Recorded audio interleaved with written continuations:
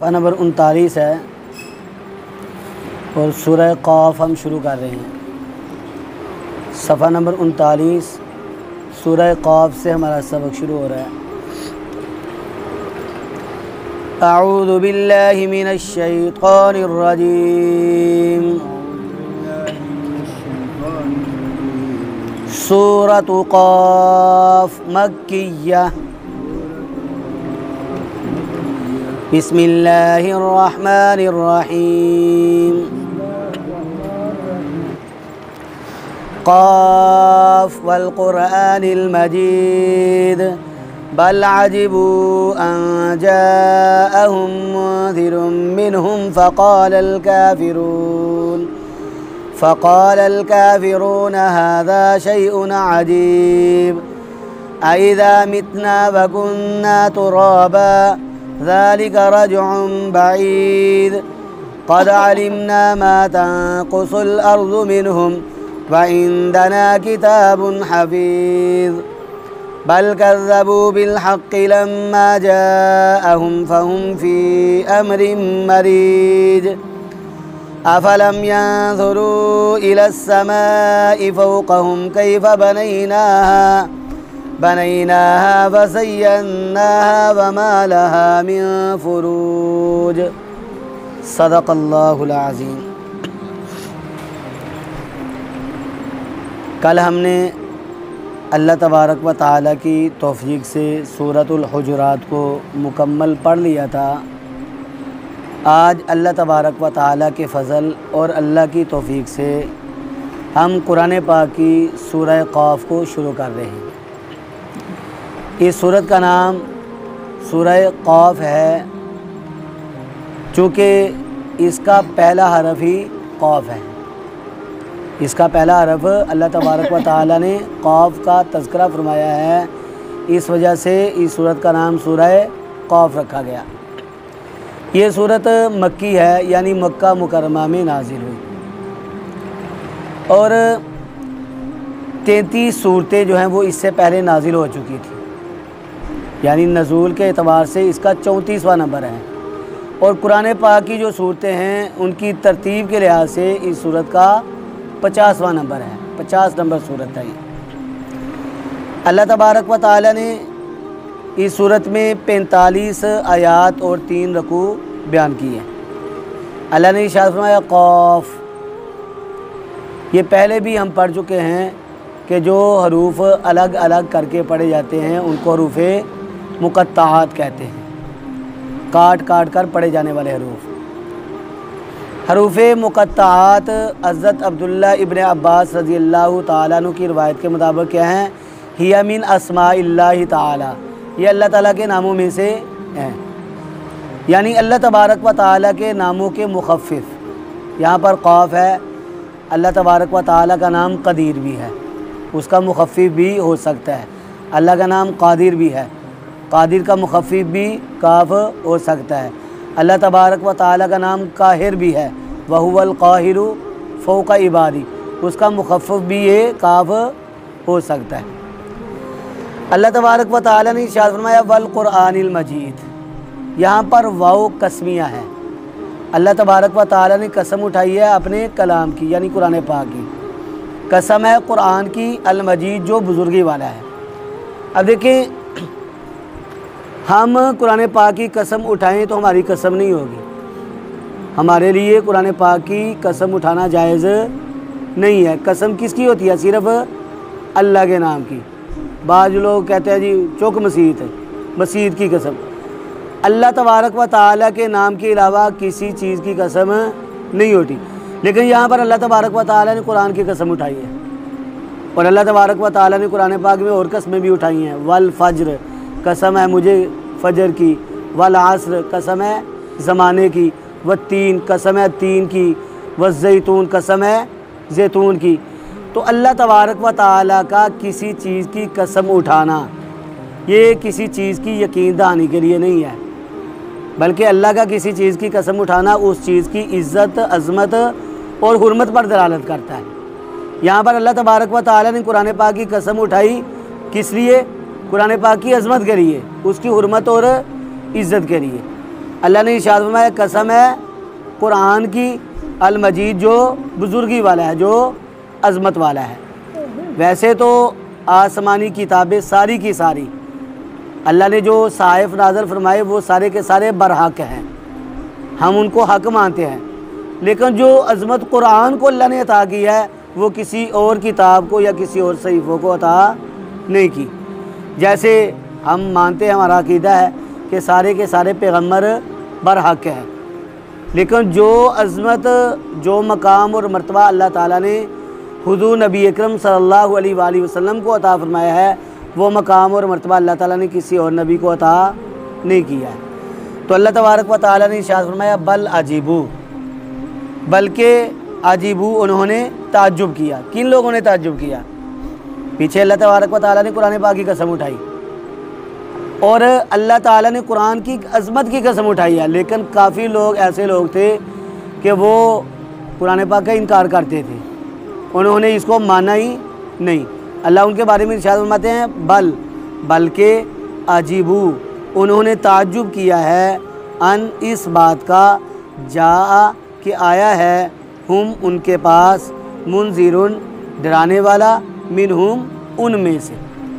उन काफिरों ने किस बात पर ताज्जुब किया है कि ये उन्हीं में से डराने वाला आ गया है, उन्हीं में से रसूल आ गया है। ये एक इंसान है, ये कुरैशी ख़ानदान से हैं, ये जो है हमारी तरह के हैं, हम ही में से हैं, तो इनको नबी बना दिया है। उनका पहला ख्याल था कि अल्लाह ताला ने किसी को नबी बनाना था तो फरिश्तों में से बनाकर भेजते, ये तो हमारी तरह के इंसान हैं।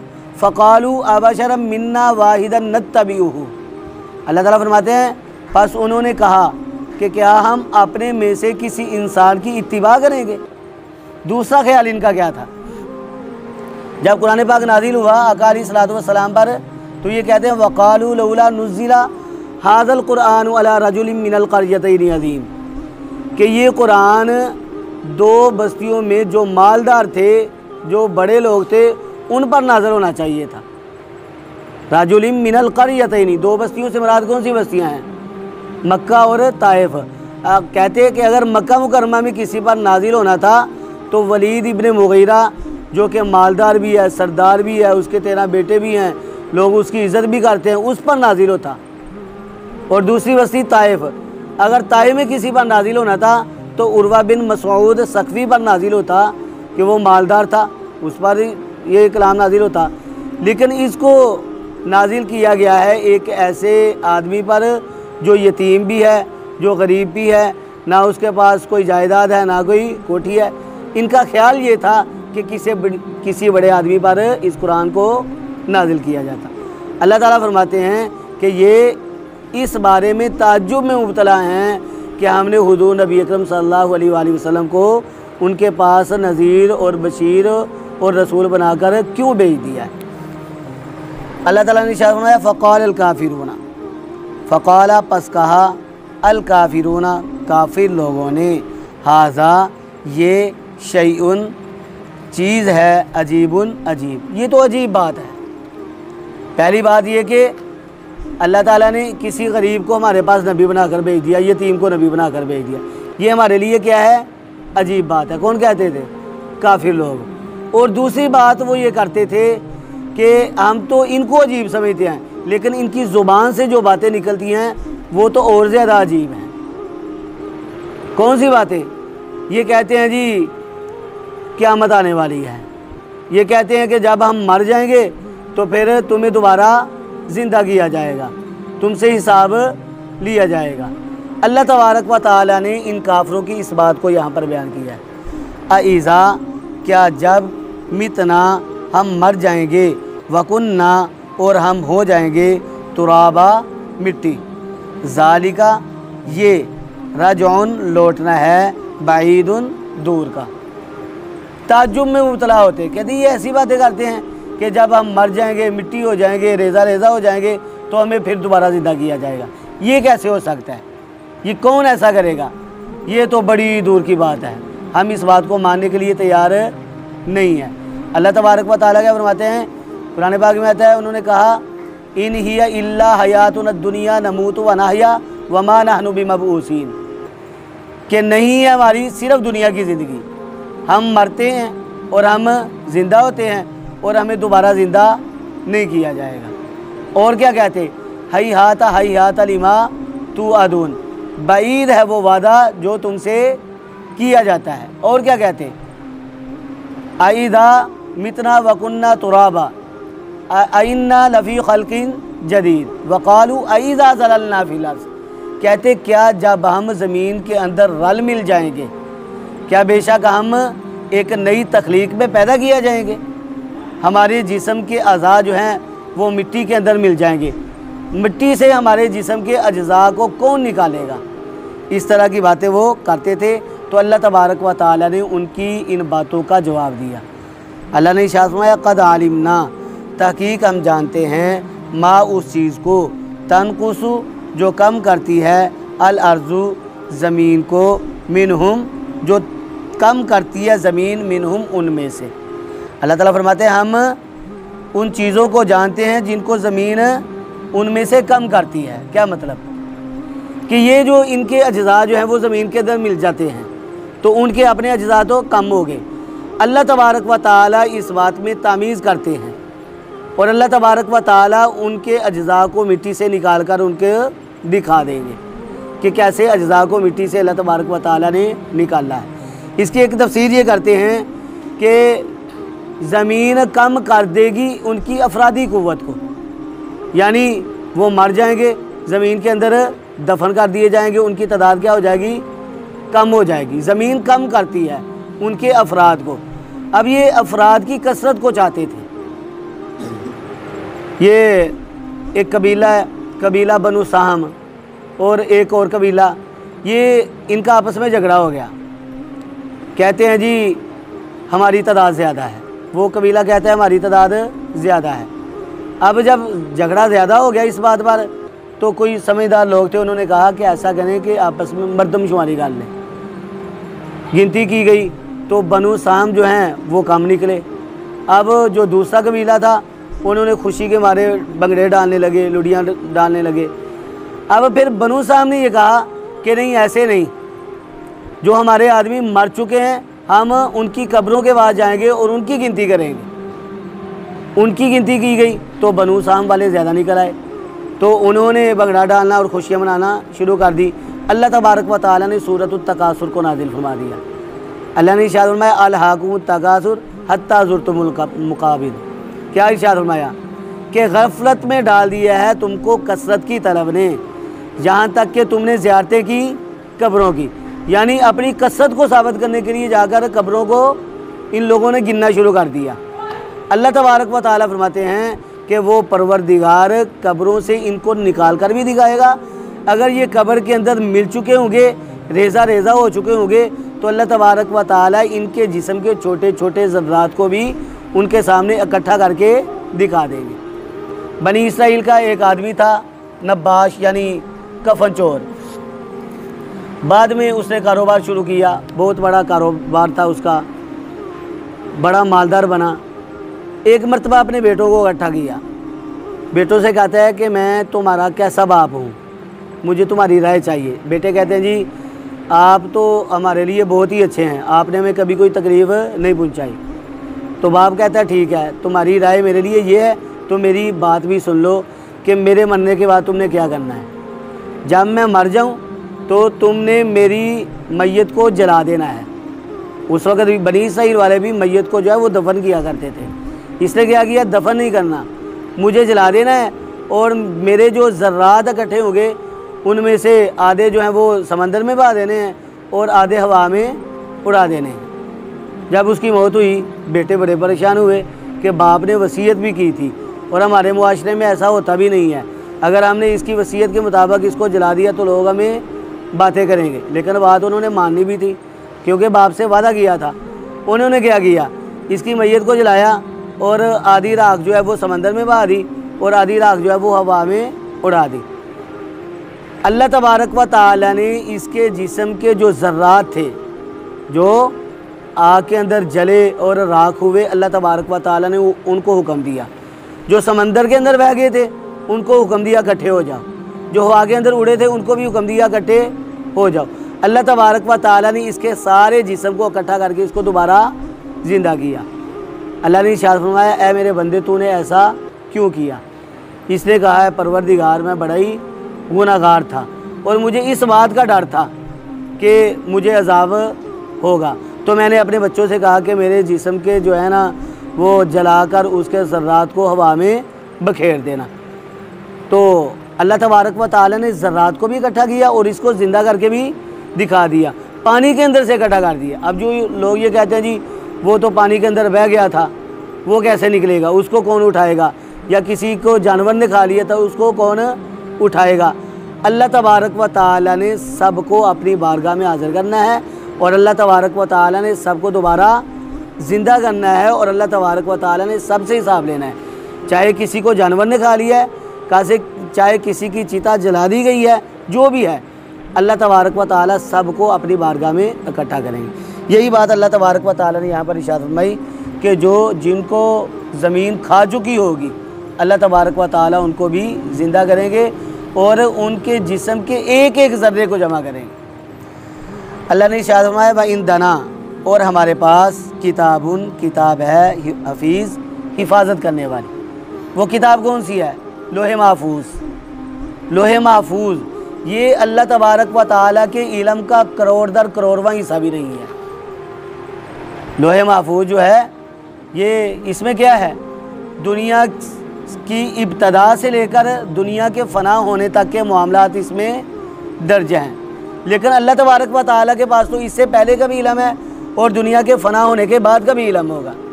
तो लोहे महफूज जो है वो अल्लाह के इल्म का एक कतरा भी नहीं है। तो अल्लाह तबारक व तआला ने यहाँ पर लोहे महफूज का तज़किरा फरमाया। व इंदना, और हमारे पास है किताबुन, एक किताब हफीज़, हिफाजत करने वाली। बल कज़्ज़बू, बल्कि कज़्ज़बू उन्होंने जुटलाया है बिल हक़ की, हक़ को। हक़ क्या है? तौहीद भी हक़ है, नबूवत भी हक़ है, क़यामत को मानना भी, क़यामत भी बर हक़ है, और इसी तरह ये जिहाद भी, नमाज भी, ये सारी चीज़ें क्या हैं? बर हक़ हैं। अल्लाह तबारक व तआला फरमाते हैं, बल्कि उन्होंने जुटलाया है हक़ को, लम्मा जाअहुम, जब आया उनके पास, जब तौहीद आई उनके पास, तौहीद की दावत उनको मिली, उन्होंने जुटला दिया।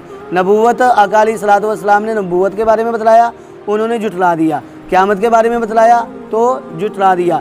क़यामत के बाद वाली ज़िंदगी के बारे में बतलाया तो उसको भी उन्होंने जुटला दिया। अल्लाह ताला फरमाते हैं, फ़ाहुम, पस वो लोग, फ़ी अम्रिम मरीज, उलझी हुई बात में मुब्तला हैं। यानी वो ऐसे मामलात में मुब्तला हैं जिन्होंने उनको इज़्तिराब में डाला हुआ है। वो अगर हुज़ूर नबी अकरम सल्लल्लाहु अलैहि वसल्लम आए तो उन्होंने उनके बारे में क्या कहना शुरू कर दिया? नाउज़ुबिल्लाह, ये मुफ्तरी हैं, ये मजनू हैं, नाउज़ुबिल्लाह ये दीवाना हैं, नाउज़ुबिल्लाह ये साहिर हैं। अल्लाह ने जब उन पर कुरान नाजिल किया तो उनकी बातें और बढ़ गई। कुरान के बारे में ये कहना शुरू कर दिया कि ये तो कहानतों वाली किताब है। नाउज़ुबिल्लाह उन्होंने कुरान पाक के बारे में क्या कहना शुरू कर दिया? ये तो शोशे ही शोशे हैं। उन्होंने कुरान पाक को भी मुफ्तरी कहा कि ये जादू की किताब है। अल्लाह तबारक व तआला फरमाते हैं कि ये उलझी हुई बातों में या उलझाने वाली बातों में मुब्तला हो चुके हैं। इससे अगली आयत में अल्लाह तबारक व तआला ने हश्र व नशर का तज़किरा फरमाया कि ये लोग जो हश्र व नशर का इनकार करते हैं ये कैसे लोग हैं।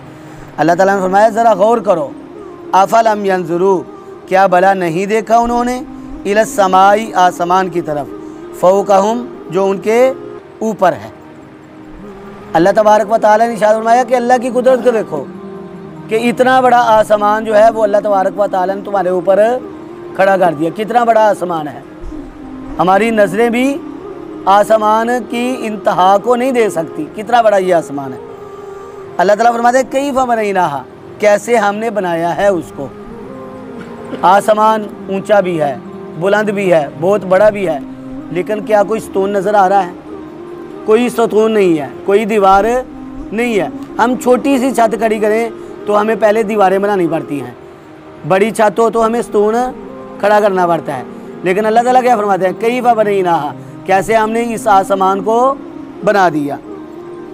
वज़य्यन्नाहा, और हमने इसको जीनत बख्शी, हमने इसको मुज़य्यन किया। किस चीज़ के साथ? बिज़ीनतिनिल कवाकिब, सितारों की जीनत के साथ। हम जब खुले आसमान तले बैठे होते हैं और मतला साफ़ हो तो हम आसमान की तरफ देखें, हमें चाँद भी नज़र आएगा, हमें सितारे भी चमकते हुए नज़र आएंगे। तो ये चमकते हुए सितारे जो हैं वो आसमान की जीनत में इजाफ़ा करते हैं और हमें खुला आसमान बड़ा खूबसूरत लगता है। तो अल्लाह तबारक व तआला ने ये इरशाद फरमाया कि हमने इसको सितारों के साथ जीनत बख्शी। इरशाद फरमाया वमा लहा, और नहीं है इसमें मिन फरूज, कोई दरार, कोई सुराख। हाँ, अल्लाह का ज़ाब्ता है कि अल्लाह तबारक व तआला ने आसमान के दरवाज़े रखे हैं, लेकिन कोई सुराख या कोई दरार आसमान में नहीं है। और हदीस में आता है आका अलैहिस्सलातु वस्सलाम ने इरशाद फरमाया, जब कोई मोमिन बंदा दुनिया से जाता है, जब कोई मोमिन बंदा मर जाता है तो आसमान के दो दरवाज़े होते हैं। एक वो दरवाज़ा जिस दरवाज़े के ज़रिए अल्लाह की रहमत का नज़ूल होता है और इस बंदे पर अल्लाह तबारक व तआला की तरफ से रिज़्क़ नाजिल होता है, ये दरवाज़ा होता है। और दूसरा वो दरवाज़ा होता है जिस दरवाज़े के ज़रिए